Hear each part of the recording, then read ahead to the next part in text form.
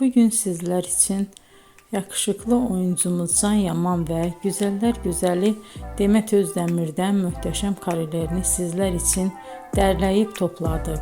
Can Yaman İnadına Aşk, Bay Yanlış, Dolunay, Erkenci Kuş dizi gibi dizilerde rol almış arkadaşlar ve herkes tarafından çok beğenilmişti. Biz de sizler için onların romantik karelerini derleyip topladık. Arkadaşlar, bu fotoların devamını gelmesini istiyorsanız emeğimize saygı olarak kanalımıza abone olup bol bol yorum yazmayı unutmayın. Arkadaşlar, bizi izleyen herkese teşekkür ederim. Bizden bu kadar.